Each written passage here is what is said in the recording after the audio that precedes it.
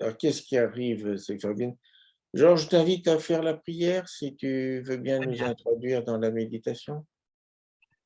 Seigneur notre Dieu, nous te bénissons pour le temps que tu nous as donné, ce temps que nous avons devant nous ce soir, pour en savoir plus sur un des livres de la parole que tu nous donnes.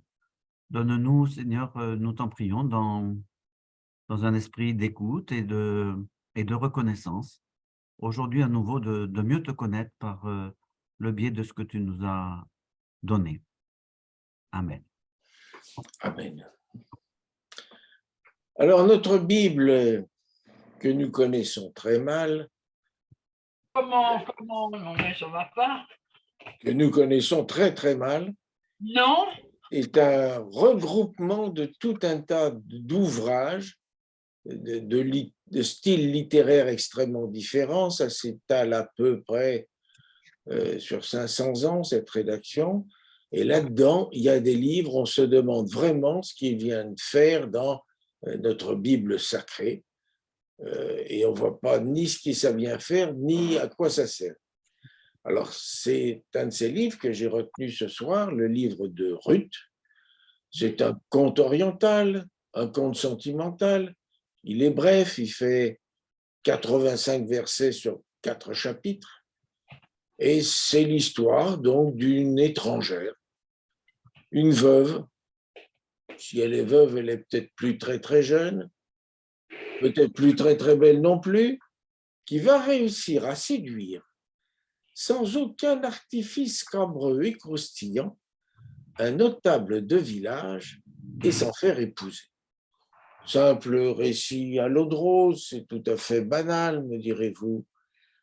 Pas tout à fait, parce que ce qui est très curieux, c'est l'importance qu'attachent à ce livre les Juifs. La Bible hébraïque se subdivise en 3 parties. Tout d'abord la loi, ou la Torah, que nous appelons le Pentateuque, 5 livres d'après sa dénomination grecque. Il y a les prophètes, que nous appelons les livres historiques et les prophètes, et puis les écrits. C'est tout le reste. C'est un ensemble disparate qui regroupe 3 livres prophétiques, les psaumes, les proverbes et le livre de Job, 3 livres historiques, Daniel, Esdras et Néhémie, au départ c'est un seul livre, et puis les chroniques, et puis enfin les 5 rouleaux, qui sont le Cantique des Cantiques, Ruth, Lamentation, Ecclésiaste et Esther. Et lors des 5 grandes fêtes juives, Pâques, Pentecôte, le jeûne et le deuil en commémoration de la destruction du temple de Jérusalem, la fête des tentes et Pourim, on lit à chaque fois l'un de ces rouleaux, et celui de Ruth est lu à l'occasion de Shavuot, ce que nous appelons la Pentecôte. On est encore un peu dans le temps de la Pentecôte. Mais c'est aussi curieux l'importance que les chrétiens attachent à ce texte pour des raisons généalogiques qui ne me paraissent pas évidentes. Alors bon, si ça intéresse tout le monde, pourquoi ne pas s'attarder un petit peu sur cette histoire?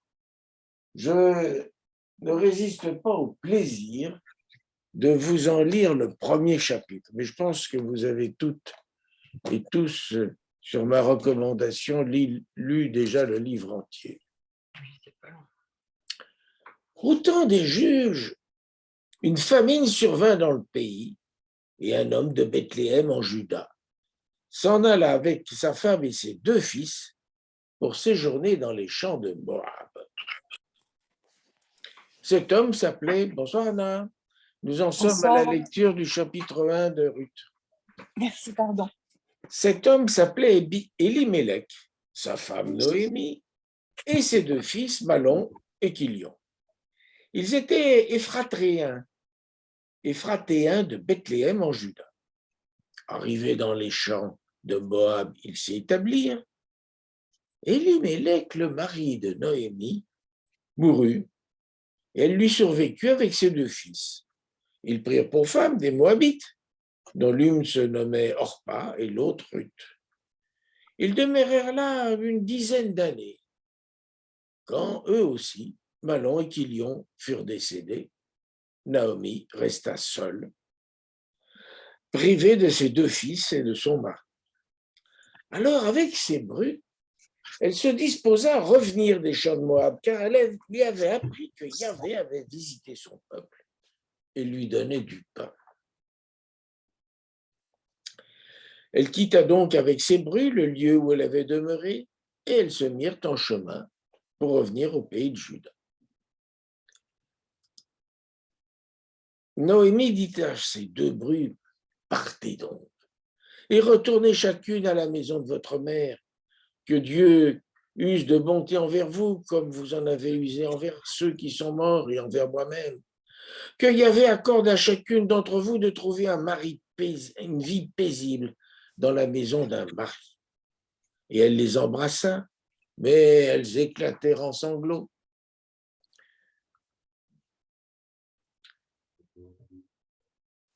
Et lui dirent non, mais avec toi, nous reviendrons vers ton peuple. Retournez, mes filles, répondit Noémie, pourquoi viendriez-vous avec moi? Ai-je encore dans mon sein des fils qui puissent devenir vos maris? Retournez, mes filles, allez-vous-en, car je suis trop vieille pour me remarier. Et quand bien même je dirais que tout espoir n'est pas perdu pour moi, que cette nuit même je vais avoir un mari et que j'aurai des fils, attendriez-vous qu'ils soient devenus grands? Vous condamneriez-vous pour cela à ne pas vous remarier? Non, mes filles, j'en serais profondément peiné pour vous, car la main de Yahvé s'est levée contre moi. Contre moi. Elle recommencèrent à sangloter, puis Orpa embrassa sa belle-mère et retourna vers son peuple. Mais Ruth lui resta attachée. Noémie lui dit alors, « Vois, ta belle-sœur s'en est retournée à son peuple et à son Dieu. Retourne toi aussi et suis-la. » Ruth lui répondit, « Ne me presse pas de te quitter, de m'éloigner de toi, car où tu iras, j'irai. Où tu demeureras, je demeurerai. Ton peuple sera mon peuple et ton Dieu sera mon Dieu. Là où tu mourras, je mourrai, et là je serai enseveli. Que Yahvé me fasse ce mal et qu'il ajoute encore cet autre, si ce n'est pas la mort qui nous sépare. » Voyant que Ruth s'obstinait à l'accompagner, Noémie cessa d'insister auprès d'elle. Et elles s'en allèrent donc toutes les 2 jusqu'à Bethléem. Leur arrivée mit toute la ville en émoi. « Est-ce bien là Noémie ?» s'écriaient les femmes. « Ne m'appelez plus Noémie, leur répondit-elle. Appelez-moi plutôt Mara, car Shaddai m'a rempli d'amertume. » Mara, ça veut dire amertume. « Comblé, j'étais parti, vide Yahvé me ramène. Pourquoi m'appelleriez-vous encore Noémie, alors que Yahvé a témoigné contre moi et que Shaddai m'a rendue malheureuse? » Et c'est ainsi que Noémie revint, ayant avec elle sa belle-fille Ruth la Moabite, celle qui était revenue des champs de Moab. Elles arrivent à Bethléem au début de la moisson des orges.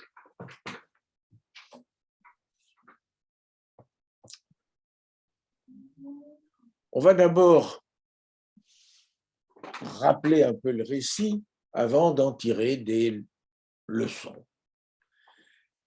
Donc, on vient de le lire. Le livre commence par « Au temps du jugement des juges ». Les Juifs d'Alexandrie, les Septante, puis nos Bibles chrétiennes ont pris l'habitude de placer le livre de Ruth juste après celui des juges, comme étant un récit historique. Cependant, l'analyse du texte et de sa portée, qui ne peut se comprendre que dans un certain contexte social et religieux, laisse à penser que le livre de Ruth a été composé peu après le retour d'exil, à l'époque d'Esdras et de Néhémie. Cette indication temporelle, à l'époque des juges, qui renvoie à une époque mythique, révolue, n'est pas anodine. Le livre des juges s'achève par cette constatation, réitérée partiellement 4 fois, En ces jours-là, il n'y avait pas de roi en Israël. Chacun faisait ce qui lui plaisait. L'histoire se déroule donc à une époque incertaine où la fidélité à Yahvé était vacillante, une époque d'anormalité puisqu'il n'y avait pas de règles contraignantes. En réalité, le livre de Ruth laisse apparaître la sophistication des règles régissant effectivement la vie des gens à l'époque où il fut écrit. Notre histoire s'étale sur 12 à 15 ans.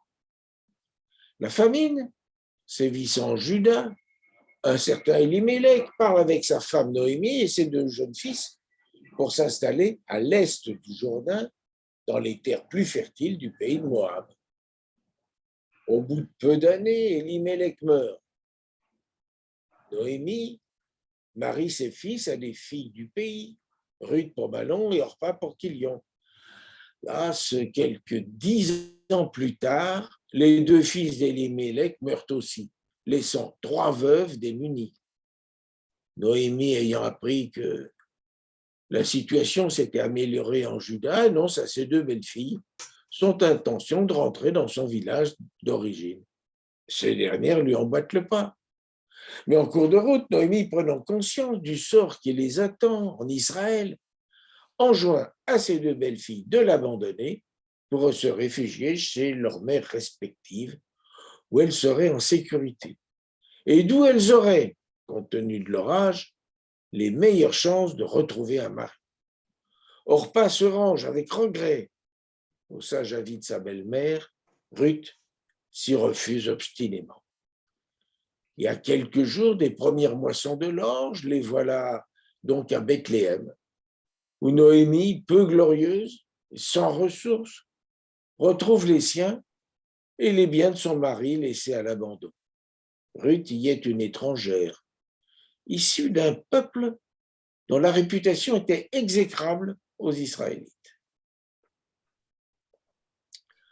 Ruth considère qu'il lui revient d'assurer la subsistance matérielle de sa belle-mère et d'elle-même. Une seule possibilité pour elle, glaner derrière les moissonneurs. Telle était en effet la coutume à l'époque, car c'était le seul moyen de permettre aux plus faibles de la communauté de survivre. La Torah en fait une obligation au profit de la veuve, de l'orphelin et de l'émigré.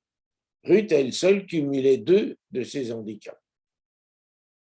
La chance veut qu'elle vienne, sans le savoir, glaner dans un champ d'un proche parent de ce beau-père qu'elle n'a jamais connu, Boz.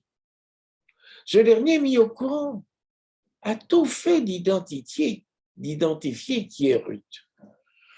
Conscient de ses responsabilités à son égard, il donne des instructions à ses moissonneurs pour que ceux-ci se montrent un peu négligents, de façon à permettre à Ruth de ramasser un peu plus qu'est-ce qu'elle aurait normalement pu espérer.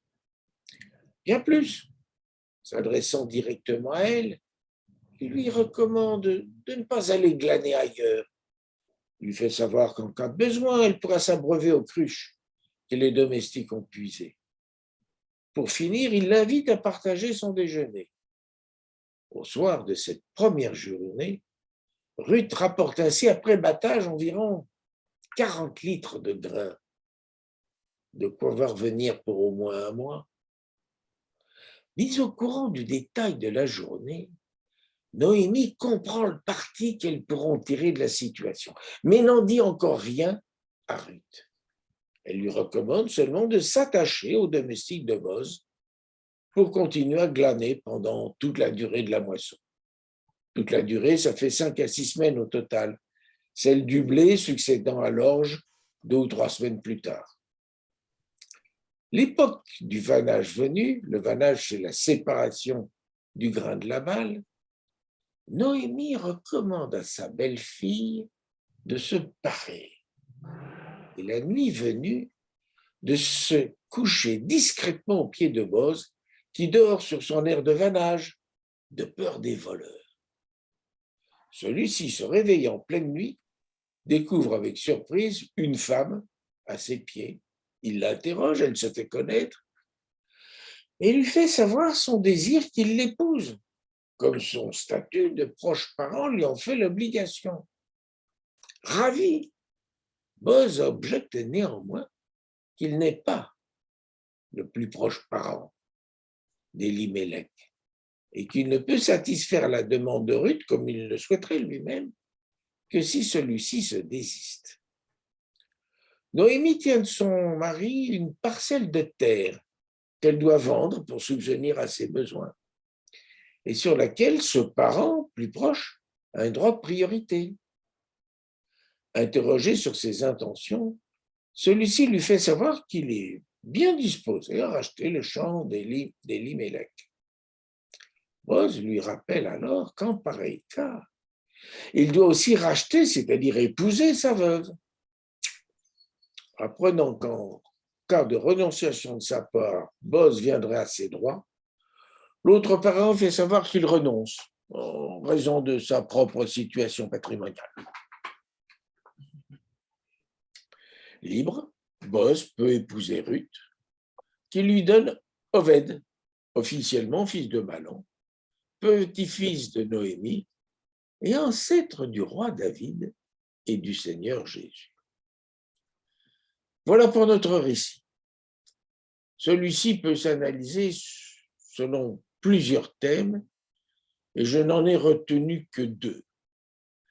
Un individu ne peut être identifié que par rapport à sa famille. Et puis le deuxième thème, ce sont les conditions d'accomplissement de la promesse. Premier thème d'analyse, famille et personne. Et tout d'abord, il y aura trois thèmes, famille et identité. Dans l'Ancien Testament, tout homme est identifié par sa filiation. Au minimum, il est qualifié de fils de Ben. Au mieux, on retrace toute son ascendance, faisant ressortir son appartenance à sa tribu, son clan, sa maison et sa famille. Généalogie et recensement sont nombreux, précis et le plus souvent cohérents.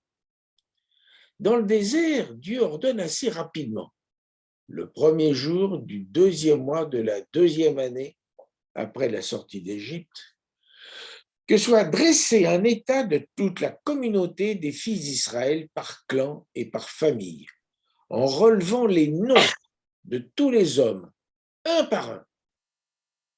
Chaque homme de plus de 20 ans, susceptible de porter les armes, se voit ainsi reconnaître son appartenance à un même peuple, le peuple de Dieu, par son nom, celui de son père, ceux de ses ancêtres et ceux des fondateurs de sa tribu, de son clan et de sa famille.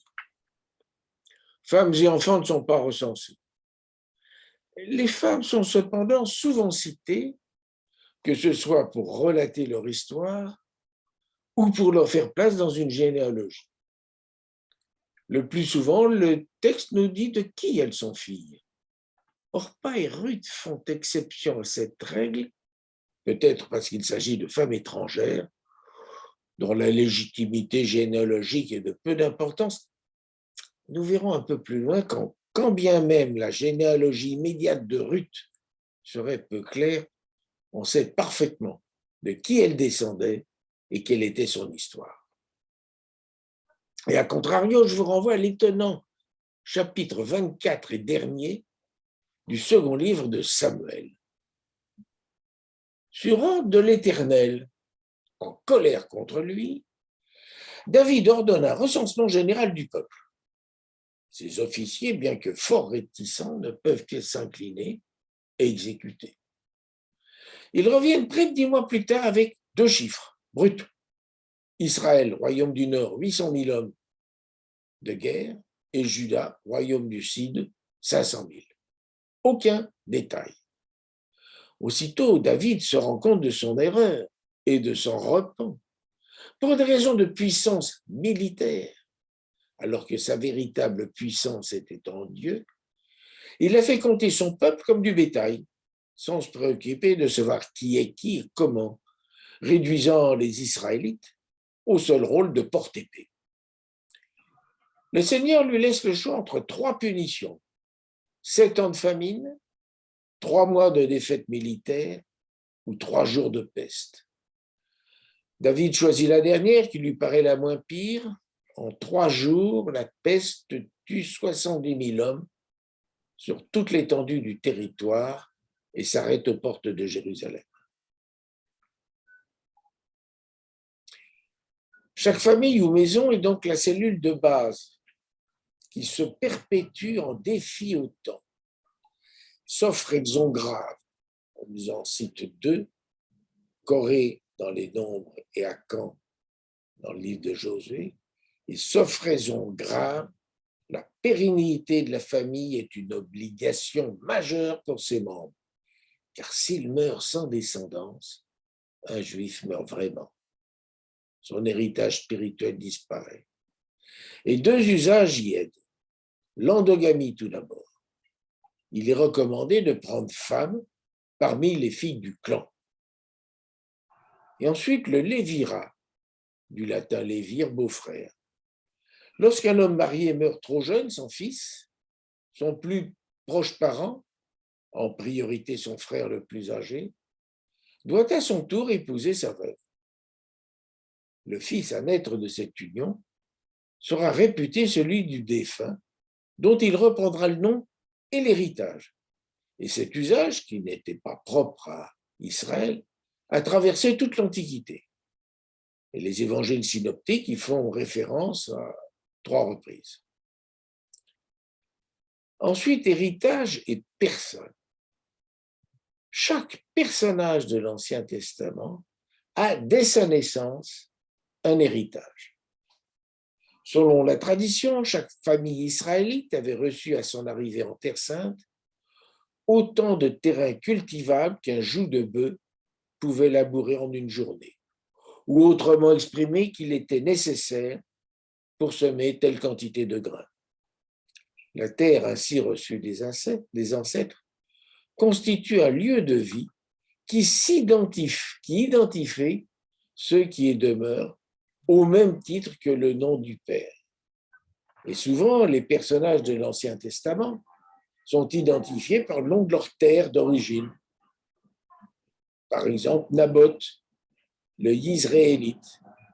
Alors certes, il est possible de vendre sa terre lorsque les circonstances, notamment économiques, l'imposent. Et c'est le cas dans notre récit, mais remarquons que cette terre sera vendue à un proche parent qui devra aussi épouser la veuve, dont le premier-né prendra le nom de son défunt mari et recevra un jour en héritage en retour la terre ayant appartenu à celui dont il porte le nom.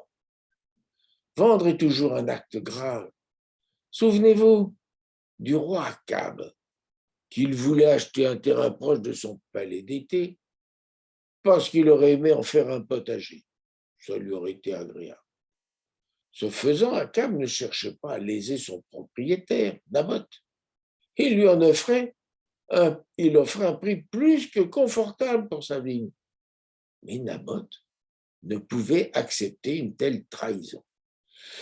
Yahvé me garde du sacrilège de te céder l'héritage de mes pères. Selon le livre du Lévitique, tous les 50 ans, une année proclamée année sainte ou année du jubilé. Toutes les ventes de terre sont annulées. Chacun de vous retournera dans sa propriété et chacun de vous retournera dans son clan. Et on nous explique que les ventes de terrain, autres que les propriétés urbaines, dans les villes saintes d'un mur, ne portent en fait jamais que sur les récoltes à venir. Nous dirions avec le droit romain qu'il s'agit d'un simple usufruit et non sur le fonds lui-même, le patrimoine intangible étant la propriété de Dieu. La terre m'appartient et vous n'êtes pour moi que des étrangers et des hôtes. Bon, cette loi jubilaire semble n'avoir jamais connu d'application effective et on imagine qu'en pratique, ça aurait été sans doute assez délicat. Mais elle exprime bien la relation qu'avaient les anciens Hébreux avec leur terre. Et si ça vous intéresse, vous vous reporterez au dernier chapitre du livre des Nombres qui fournit un bon exemple d'application pratique. Enfin, histoire et personne. Quelle place à l'individu dans une organisation sociale aussi stable, pour ne pas dire statique, où l'on se marie entre soi, où les terres restent entre les mêmes mains et dont l'objectif premier est la perpétuation du groupe familial? Alors une réponse peut être trouvée dans l'étude de l'histoire des personnages de notre récit. En effet, à côté d'un mécanisme de transmission du nom et du patrimoine de génération en génération, pratiquement identique d'une famille à l'autre, chaque famille est riche d'une histoire qui lui est propre et qui la distingue des autres familles.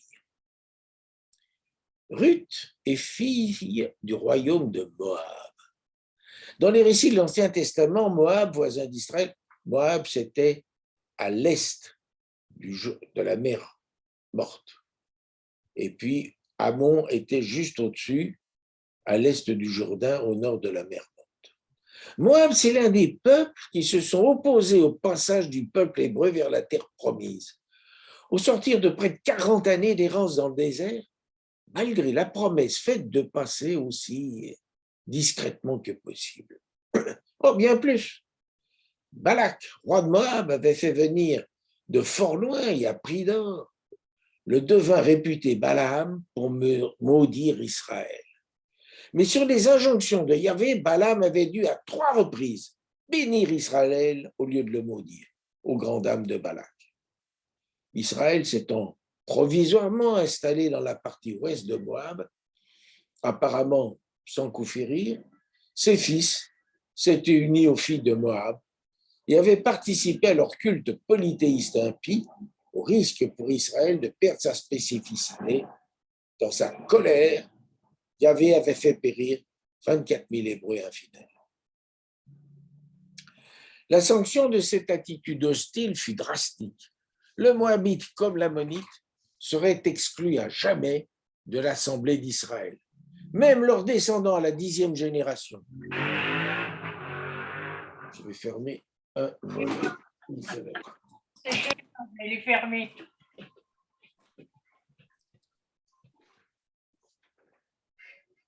Alors que les descendants de l'Édomite et de l'Égyptien étaient admis à l'Assemblée d'Yahvé à la 3e génération.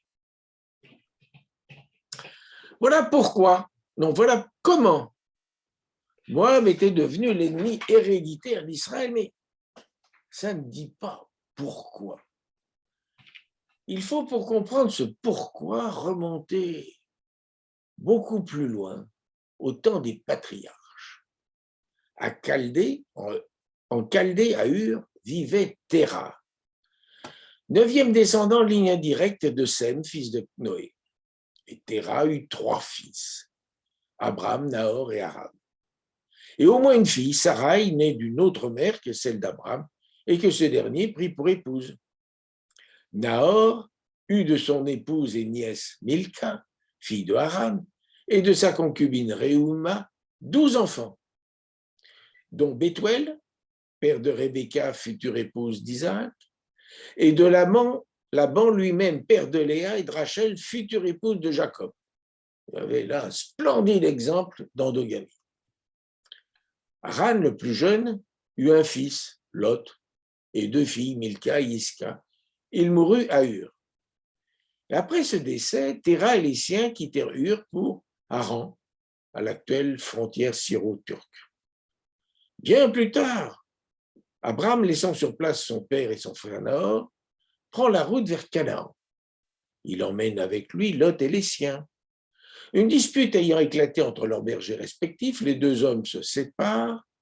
Abram s'établit en Canaan, tandis que Lot choisit d'aller plus à l'est, dans ce qui sera le pays de Moab, et s'installe à Sodome. L'inconduite des habitants de cette ville étant parvenue aux oreilles de Yahvé, celui-ci en décide la destruction totale, à l'exception de Lot et des siens. Les anges de Yahvé font ainsi sortir de Sodome Lot, son épouse et ses 2 filles. Les fiancés de cette dernière refusent de les suivre. En route, l'épouse de Lot est changée en statue de sel pour avoir regardé derrière elle lors de sa fuite. Lot et ses 2 filles s'établissent tant bien que mal dans une grotte de la montagne au sud-est de la mer Morte. Les filles de Lot, pouvant croire qu'ils étaient désormais seuls au monde et désespérant d'assurer la pérennité de leur famille, optent pour une solution radicale. Elles enivrent leur père 2 nuits de suite, et de ces unions incestueuses naissent Moab, père des Moabites, et Ben-Ami, père des Ammonites. Bien sûr, tout ceci constitue des explications apportées après coup à l'hostilité traditionnelle entre Israël et Moab, pouvant peut-être reposer sur des traditions orales fort anciennes, mais probablement formalisées après le retour d'exil, alors que les autorités de l'époque envisageaient très sérieusement, pour restaurer la pureté du peuple, d'expulser d'Israël les femmes moabites que certains Hébreux, et pas des moindres, avaient pu épouser, ainsi que leurs enfants. Dans la pratique, les relations entre Israélites et Moabites n'étaient sans doute pas tout aussi conflictuelles. Salomon n'eut-il pas lui-même plusieurs épouses, Moabites et Ammonites, mais avec les effets généralement attribués de telles unions, l'édification près de Jérusalem de sanctuaires dédiés aux dieux de ses épouses étrangères, de nature à renforcer le sentiment de méfiance à l'égard des Moabites. Les Juifs voyaient donc les Moabites comme le fruit d'un inceste abominable, hostiles à leur égard, sans véritable raison, et prêts à les pervertir. Et toutes ces caractéristiques s'appliquent à Ruth, dont le livre fut probablement écrit peu après l'exil. Et si le Zohar, ouvrage d'exégèse kabbalistique en langue araméenne, vraisemblablement composé au XIIIe siècle par le rabbin espagnol Moïse de Léon, explique que Ruth, nom qu'elle prit à son mariage avec Malon, s'appelait initialement Gilite et était la fille du roi de Moab, Églon, c'est certainement pour souligner que Ruth symbolisait à elle seule la totalité de son peuple. Il faut être très très prudent avec l'authenticité des récits historiques de l'Ancien Testament que les archéologues ont beaucoup de mal à corroborer. On doit néanmoins reconnaître leur cohérence. Dans ces conditions, qui est alors Ruth?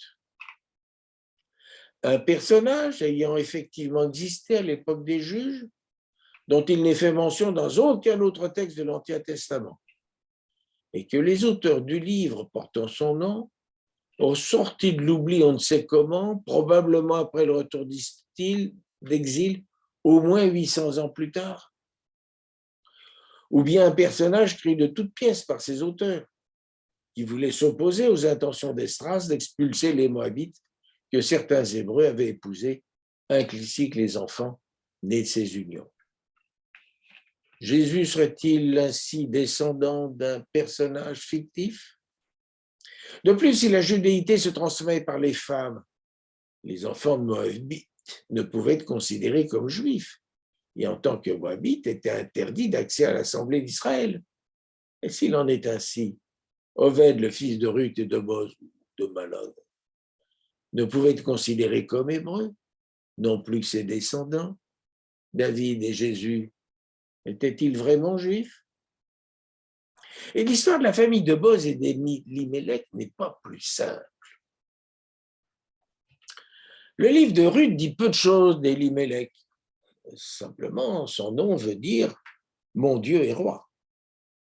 C'est un Éphratéen de Bethléem, du même clan que Boz. Éphrata, qui signifie la chérie de Dieu, fut l'épouse du petit-fils de Juda, Esron, puis du fils adoptif de ce dernier, Caleb, descendant d'Ésaü. Les Éphratéens constituaient une famille ou un clan important de la tribu de Juda, et leur forte présence à Bethléem fit que l'on donna également le nom d'Éphrata, cette bourgade, où était né autrefois Benjamin, le dernier fils de Jacob, et où devait naître plus tard David, puis Jésus selon les prophètes. Le livre de Ruth nous en dit un peu plus sur Boz. La généalogie, sans doute ajoutée après coup, qui clôt le livre, nous indique qu'il était fils de Salmon. Le livre des Chroniques l'appelle Salma, et puis celui de Luc, Salah, ce qui ne nous avance pas beaucoup. Toutefois, selon une tradition que seul Matthieu reprend, la mère de Boz n'était autre que Rahab. S'il en est bien ainsi, Salmon, le père de Boz, était donc l'un des 2 espions envoyés par Josué à Jéricho pour reconnaître les lieux, accueillis, hébergés, nourris et protégés par Rahab. Alors Rahab se voit inévitablement qualifié de prostituée parce qu'il nous plaît de voir que la grâce ne fait exception de personne.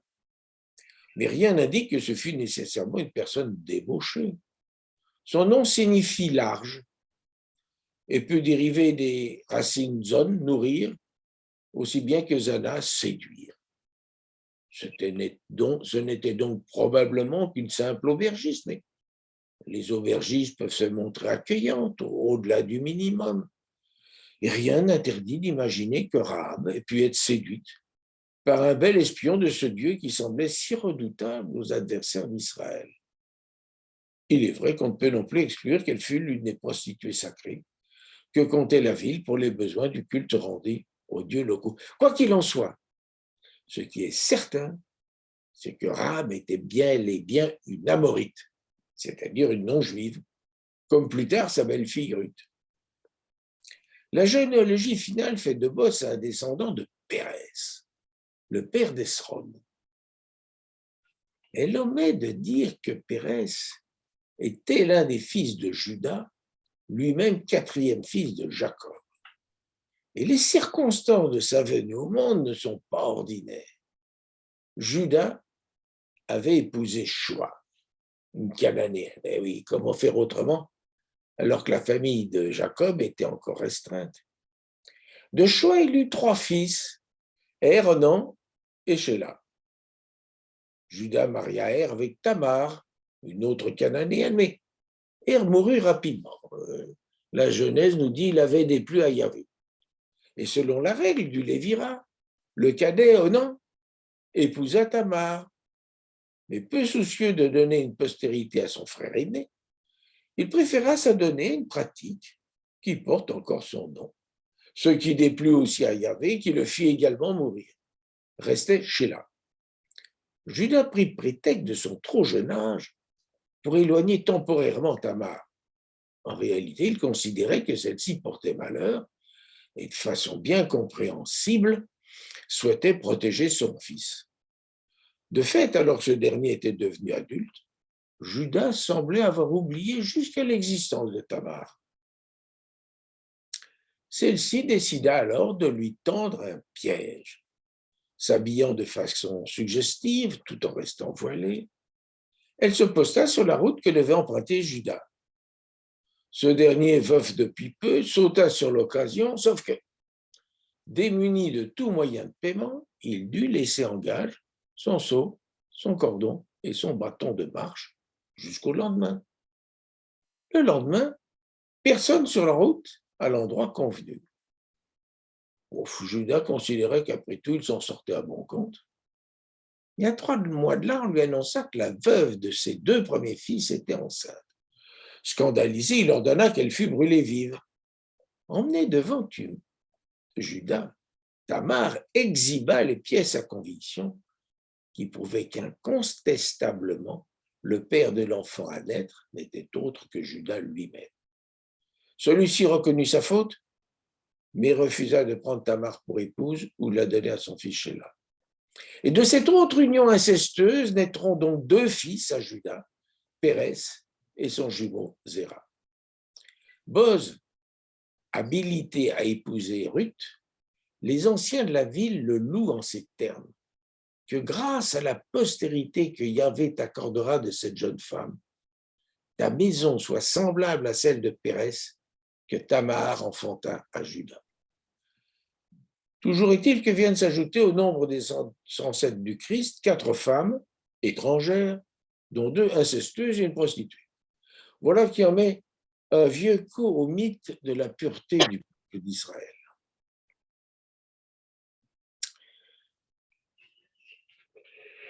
Deuxième thème sur lequel je vais venir, les conditions d'application de la promesse. Shavuot et Ruth. Yahvé fait à Abraham une promesse simple. Il sera le père d'une multitude de peuples et recevra en possession le pays de Canaan à perpétuité. De son côté, Abraham, ainsi renommé, devra respecter de génération en génération cette alliance physiquement marquée par la circoncision. Cette promesse est réitérée à Isaac, puis à Jacob, qui, sous le nom d'Israël, deviendra père du peuple éponyme. Cette triple promesse s'adresse à des hommes seuls, des individus, à la tête de communautés se limitant, serviteurs inclus, à une centaine de personnes. 400 ans plus tard, c'est tout un peuple qui franchit la mer Rouge. 625 000 hommes de 20 ans et plus, Lévites inclus. Les relations avec les divinités ne pouvaient plus être celles qu'entretenait en quasi tête-à-tête un patriarche.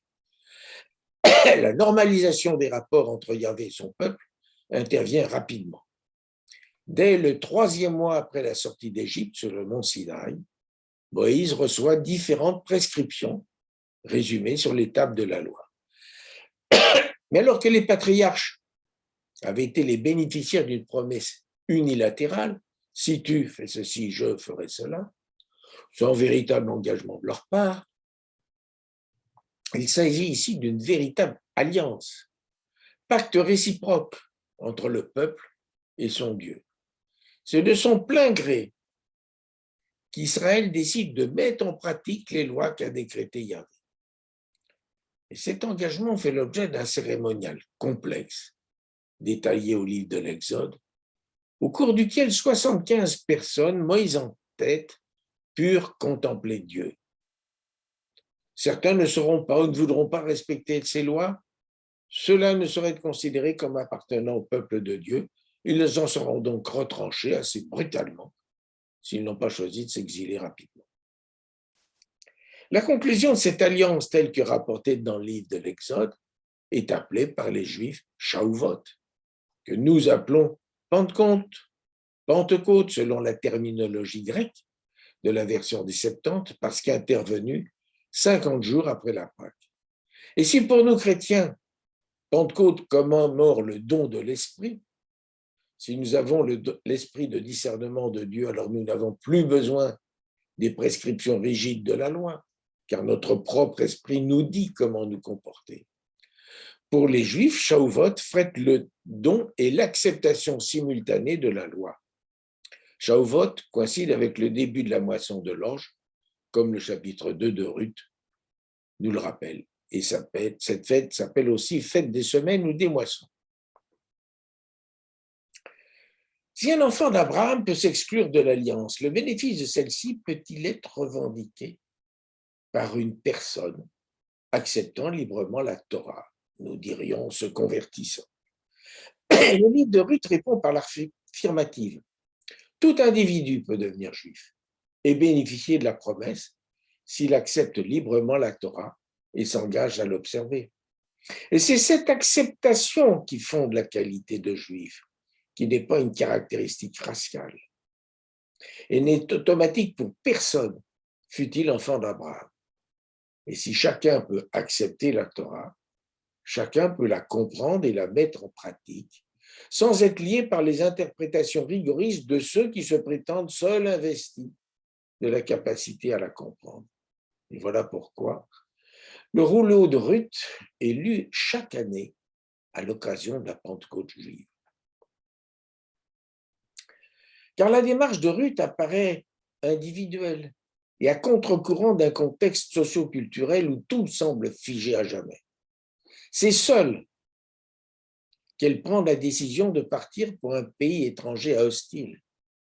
Elle le fait par fidélité envers le Dieu de son défunt mari et envers sa belle-mère qui le lui a fait rencontrer. Et elle prend cette décision à l'encontre de son entourage, prêt à le soutenir et l'aider à retrouver un mari, c'est-à-dire un statut social. Elle prend cette décision à l'encontre de sa belle-sœur, qui surmonte la déchirure que représente la séparation avec une belle-mère dont elle se sentait proche, pour se rendre à l'évidence et admettre le caractère insensé de son désir de partir avec elle dans un autre pays. Elle le fait à l'encontre de sa belle-mère elle-même, qui craint le sort qui serait le sien au Juda, où il n'avait que peu de chance qu'un homme veuille et soit autorisé à l'épouser pour assurer sa sécurité matérielle et affective et lui donner une descendance. Comme pour Abraham, la rencontre avec Dieu, sa révélation est personnelle, purement intérieure et doit peu à l'entourage. Elle seule permet à Ruth de se réaliser, c'est-à-dire de s'affirmer comme personne, quel que soit le contexte. Rupture sans reniement. Si elle change de résidence et de religion, Ruth est et reste la Moabite. L'intégration de Ruth dans le peuple juif marque la nécessaire réunion et réconciliation des enfants de Terah. La promesse est pour l'ensemble de la famille abrahamite et non pour ses seuls descendants stricto sensu. L'apôtre Paul élargira à la terre entière la promesse du salut. Ainsi, le roi David, et pour nous Jésus-Christ, accomplissement ultime de la promesse, compte au sein de leur généalogie 4 maillons inattendus, témoins de la puissance et de la liberté de Dieu, 4 femmes, 4 étrangères, loin du stéréotype auquel on voulait à tout prix les faire correspondre, et par auquel, tout au contraire, la promesse devait se réaliser. L'aînée des filles de Lot n'était pas la dépravée monstrueuse, se complaisant dans l'inceste.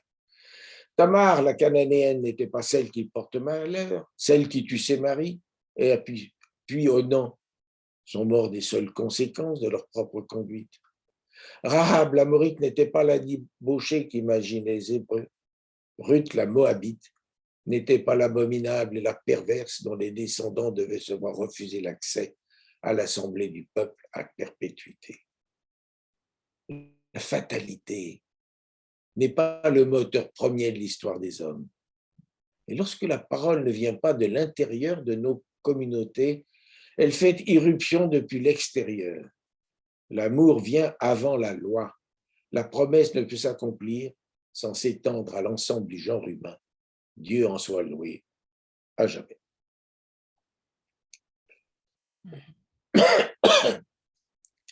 Très bien. Merci. Intéressant. Ouais. Et je ne vous ai pas tout dit. Ah, Attends, je vais chercher à manger. Vous voulez? J'entends un peu vos réactions. Non, c'est bien. Ça correspond bien à ce que le livre. Anna, tu as suivi? Sur quoi quelles sont tes sources?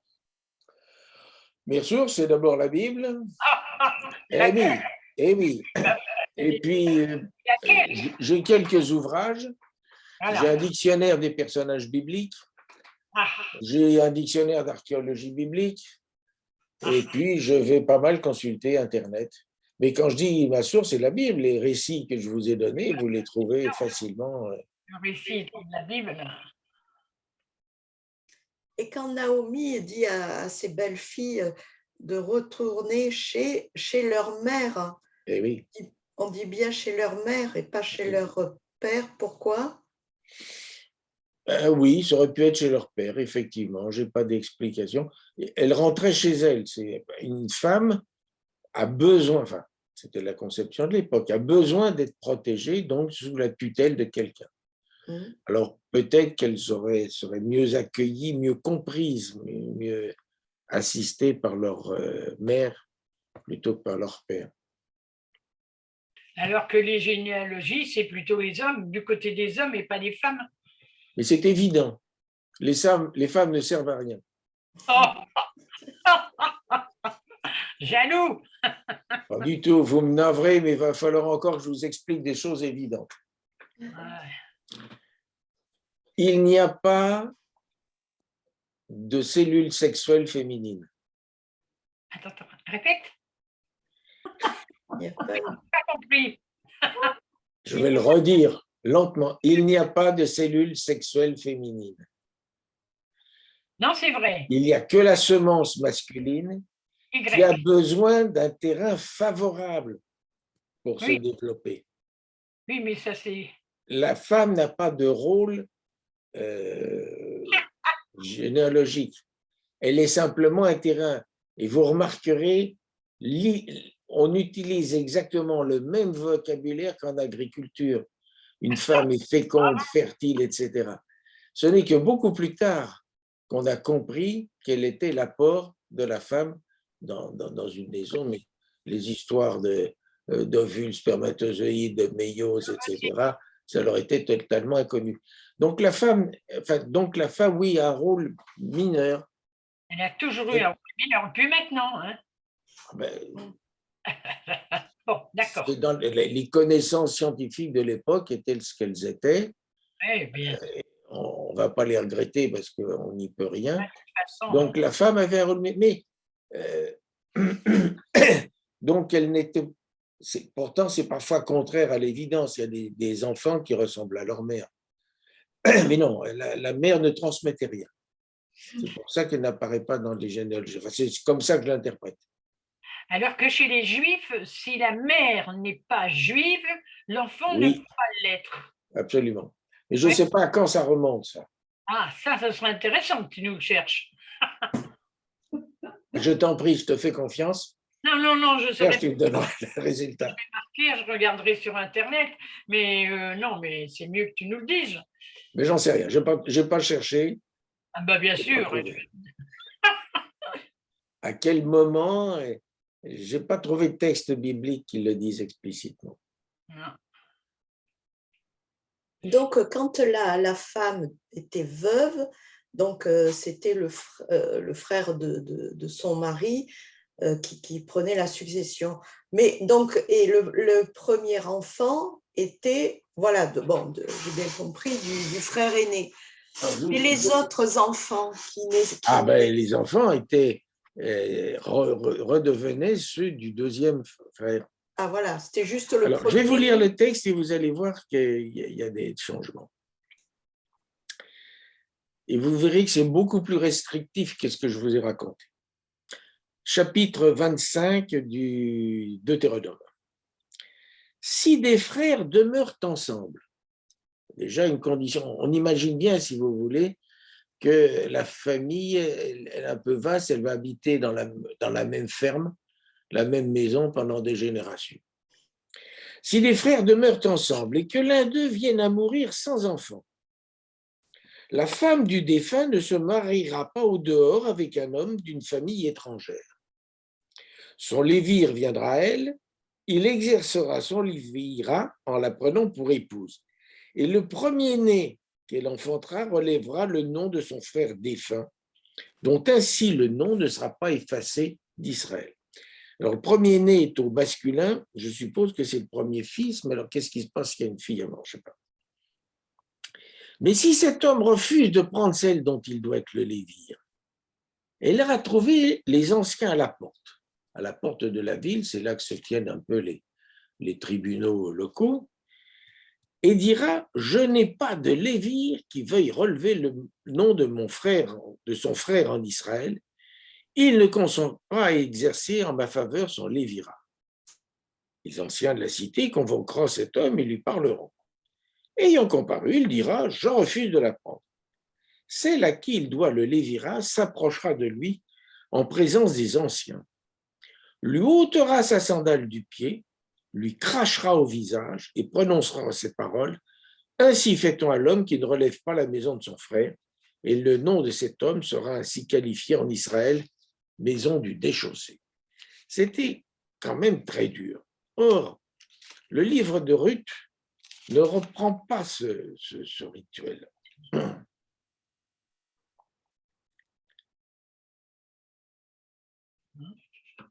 Je vous demande 2 secondes.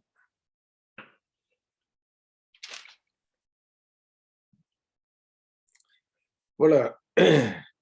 Donc, le plus proche parent répond à Bose, non, non, moi, exerce pour ton compte mon droit de rachat, car moi, je ne suis en usée. Or, c'était autrefois la coutume en Israël. Alors, si on explique qu'autrefois la coutume était différente, c'est probablement que le récit n'a pas été écrit à l'époque où il est censé se dérouler et qu'il faut prévenir le lecteur que ça a changé. Et vous allez voir comment ça a changé. Or, autrefois, c'était la coutume en Israël. On ne parle pas de Torah, on ne parle pas de loi, la coutume. En cas de rachat ou d'échange, pour valider toute affaire, l'une des parties tirait sa sandale et la donnait à l'autre. Telle était en Israël la manière de ratifier devant témoin. Et celui qui avait droit de rachat dit donc à Bose, fais l'acquisition à ton profit, et il retira sa sandale. C'est quand même beaucoup plus cool que de se faire cracher au visage. Et on imagine mal, si vous voulez, dans le livre de Ruth, une Moabite cracher au visage d'un Israélite. C'est quelque chose qu'elle n'est pas. Et donc, il y a probablement derrière ça une intention des auteurs pour montrer que la Torah, sur lesquelles les prêtres insistaient lourdement au retour d'Israël, n'était peut-être pas aussi évidente que ça, n'était peut-être pas aussi juste et souple, et qu'autrefois, on avait d'autres règles qui étaient autrement plus faciles à appliquer. Ça, c'est une version. On peut aussi supposer que la Torah, c'était quelque chose, et puis les coutumes, c'est autre chose. Mais Ruth, étant une étrangère, ne pouvait pas revendiquer la loi du Lévirat et revendiquer de la même façon que ça avait été dit. Donc, ça me paraît normal que pour elle, ce soit quelque chose d'un peu exceptionnel qui se C'est passe. sans doute quelque chose d'exceptionnel, mais le Lévirat était assez commun partout dans le Proche-Orient. C'était pas spécifique pas spécifique à Israël, et ça s'étendait même jusqu'en Afrique subsaharienne. C'était un moyen assez pratique, ça restait dans la famille. Alors, je vais encore vous faire hurler, mais c'est pas grave, j'aime bien. Bon, les femmes étaient des objets quand même de valeur. Et quand on en avait une, on ne la laissait pas partir dans une autre famille. Et on avait des obligations à son égard. C'est bien. Ben, il y a différentes façons de voir les choses, hein. Mais c'était une proche, hein, on se mariait à l'intérieur du clan, donc on ne pouvait pas la rejeter, elle n'était pas responsable de ça. Donc attention, ça joue à la campagne. Dans les villes saintes de murs, la tradition était différente. Enfin, tout ça a quand même été un peu organisé par Noémie, par la belle-mère. C'était elle qui… Alors, elle s'est montrée tout au long du livre très intelligente. Très. Dès sa décision de dire à ses belles-filles, repartez chez vous, vous n'aurez aucune chance en Israël. Et elle a su très bien manœuvrer. Elle n'a rien dit après la première rencontre entre Ruth et Bose, elle n'a rien dit à sa belle-fille, elle lui a donné quelques recommandations. Voilà. Mais elle savait où elle allait. Effectivement, c'est un caractère très, très intéressant. Pour ça, je trouve ce récit très intéressant. Il est très vivant, il est très humain. Il y a des personnes qui vont, avec toutes leurs imperfections, qui vont se croiser, se côtoyer, et finalement, ça va aboutir à un événement heureux. Mais quand même, à la fin, Noémie, elle garde l'enfant. Alors oui, c'est un peu curieux. Je ne l'ai pas marqué dans Ruth. Et Noémie, prenant l'enfant, le mit sur son sein, et ce fut elle qui prend soin de lui. Oui. Alors, je ne sais pas très bien ce que ça veut dire. Je pense qu'elle était trop âgée pour allaiter, puis bon, ça ne se fait pas si d'un claquement de doigts. On peut supposer que... Alors on se demande si le gamin qui vient de naître, Oved, c'est le fils de Malon ou si c'est le fils d'Elimelech. Elle veut garder la lignée. Oui, c'est pas bien clair. Mais c'est la grand-mère qui va assurer le développement du petit-fils. Oui, oui. Et dans tout Dont ça, on- moi, je suis perdue par la consanguinité de toutes ces Oui, personnes. oui, Comment oui. arrivent-elles à être normales, aussi bien intellectuellement que physiquement, alors que nous, dans notre société, on a toujours entendu dire il ne faut pas se marier entre cousins, il ne faut pas se... Mais là, Je ne suis pas capable de... Je n'ai pas d'explication, mais c'est tout à fait exact. c'est bizarre, hein? Il y a de la consanguinité. Hein. Oui, oui. Vous avez vu la généalogie de Jacob, enfin, c'est effrayant. Hein. Oui. Abraham épouse sa nièce. Bon. Ça, Isaac épouse une cousine germaine. Jacob épouse 2 cousines issues de Germain. Enfin, c'est... Heureusement qu'on n'en descend pas. Hein. on peut savoir. On n'en sait rien. Mais justement, dans tout ça, donc tu nous as bien montré que normalement, dans la tradition, il y avait un fort recours à l'endogamie, c'est-à-dire ne pas aller chercher épouse ou mari ailleurs de la tribu et de la famille. Ça donne l'impression d'être vraiment la tradition comment on va dire, la tradition de l'époque et certainement dans bien d'autres peuples pareil pendant longtemps. Mais ça rejoint un thème qui me tient à cœur et que j'aime beaucoup. Il y a dans la Bible le reflet de la tradition et donc on peut dire tout le patriarcat, toutes les relations hommes-femmes, avec tout ce que ça a été et ce que c'est encore trop maintenant. Et donc, du coup, on ne s'étonne pas de trouver dans la Bible tout le reflet ou de ce patriarcat, ou de cette endogamie, ou de toutes ces pratiques qui étaient celles de l'époque, mais, et le livre de Ruth et plein d'autres exemples, viennent en contestation de ces traditions. C'est-à-dire qu'au fond, dans la tradition, il fallait voilà, prolonger la famille en ne se dispersant pas avec des étrangers. Mais donc ça, ce n'est pas surprenant de le trouver dans la Bible, puisque c'était le contexte. Mais ce qui est passionnant, c'est qu'il y a dans la Bible elle-même plein de contestations de cet ordre établi. Et le livre de Ruth est une contestation fondamentale du fait qu'il n'y a qu'à l'intérieur de la famille qu'on peut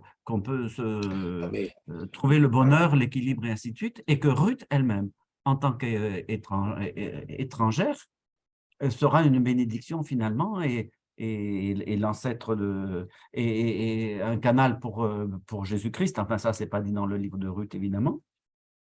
Et donc, finalement, c'est chaque fois que dans la Bible, et le livre de Ruth en est un bel exemple, il y a quelque chose qui ne relève pas de la tradition, qui a ce que moi j'appelle une clé de renversement, c'est-à-dire il y a la tradition, mais il y a une clé qui est donnée pour renverser cette tradition et faire évoluer. C'est pour ça que c'est très, très beau. Et moi, j'aime beaucoup les clés de renversement. C'est ce qui fait tout l'intérêt de ce livre, qui conteste tout. Bon, on est en retour d'exil, il faut reconstituer un peuple hébreu, mais on ne sait pas très bien, il n'a jamais... si j'ai le temps un jour, je vous parlerai du panthéon cananéen. À l'époque des rois, Yahvé est un dieu minoritaire. Le judaïsme n'est pas la religion dominante des Hébreux, pas du tout. Et au retour d'exil, les responsables, Esdras, Néhémie, etc., veulent avoir un peuple saint. C'est toujours la même histoire. S'il y a eu l'exil, c'est parce que le peuple a péché, donc il ne faut pas qu'il pêche. Donc non seulement il faut qu'il respecte les commandements antérieurs, mais on va en rajouter une couche et à chaque fois, ça va être un peu plus lourd, un peu plus difficile, ça sera dénoncé par Jésus. Et face à cette oppression, malgré tout, on sent que la plume des auteurs du livre de Ruth expliquent un certain nombre de choses. Discrètement, hein, il faut vraiment gratter pour se rendre compte de tout ça, mais c'est ce qui fait tout l'intérêt de ce livre, qui est à la fois un récit sentimental, qui est quand même sympa, et puis autre chose, il faut vivre, il ne faut pas faire n'importe quoi.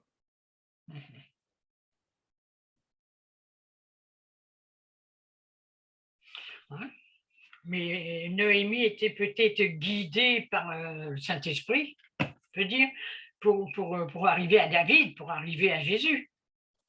On peut aussi penser Oui, ça. oui, elle est guidée par Dieu, etc. Voilà, parce que pourquoi comme ça, elle épouse sa belle-fille, mais elle savait que c'était son beau-frère. Oui, oui, mais ensuite, on ne sait plus, parce que je vous ferai un topo un jour sur les généalogies de Jésus d'après les 3 évangiles. Les évangiles, ils rajoutent des maillons qu'on n'avait pas vus. Ouais. D'où ça sort, j'en sais rien. Mais il est certain qu'il y a un récit qui a été repris en partie par les évangélistes, par les évangéliques, pardon, pour faire ça. C'est un peu ce que je vous ai raconté. Il y a une 5e femme dans la généalogie de Jésus. On en parlera le moment venu.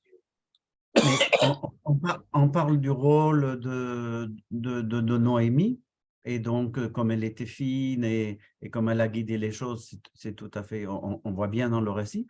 En même temps, elle a tout fait. Je ne crois pas que le texte donne l'impression que c'était une ruse de sa part. Elle a vraiment tout fait pour libérer Ruth et l'autre belle-fille.